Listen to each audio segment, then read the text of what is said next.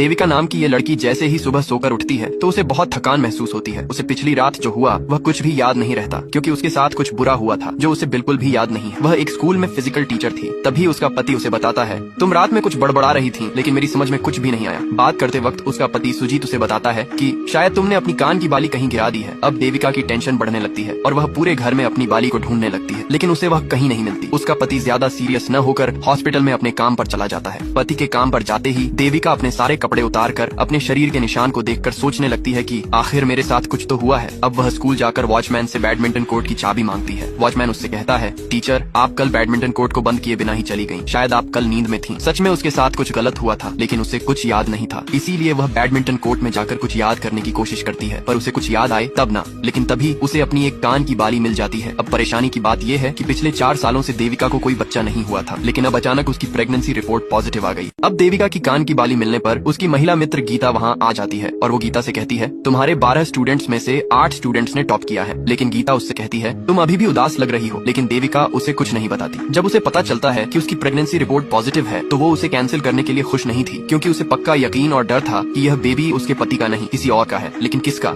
यह उसे भी पता नहीं था। इसीलिए उसने यह बात अपने पति को ना बताने का फैसला किया। लेकिन जब उसने फिर से गीता से बातचीत की तो गीता ने उसे बताया, यह सब केवल तुम्हारे मन का भ्रम है और अगर तुम्हें सच में कोई परेशानी है तो तुम्हें एक साइकियाट्रिस्ट के पास जाना चाहिए। तो देविका गीता से कहती है, शायद मेरे साथ किसी ने गलत काम किया है, लेकिन मुझे कुछ भी याद नहीं। अब रात को देविका अपने पति से दूर होकर अकेले कमरे में इंटरनेट पर अपना MMS ढूंढने लगती है, क्योंकि उसे शक था कि कहीं उसका MMS बनाकर किसी ने लीक तो नहीं कर दिया। लेकिन तभी उसका पति वहाँ आ गया और वो कैलेंडर को देखकर उसे पूछने लगा, कहीं तुम्हारे पीरियड्स तो नहीं आ गए। देविका ने उसे हाँ कहकर कमरे से बाहर भेज दिया और टेंशन के मारे वहीं सो गई। अगले दिन देविका ने गीता की मदद से स्कूल के CCTV फुटेज और सारे स्टूडेंट्स के रिकॉर्ड्स मंगवा लिए, लेकिन उसे वहाँ भी कुछ नहीं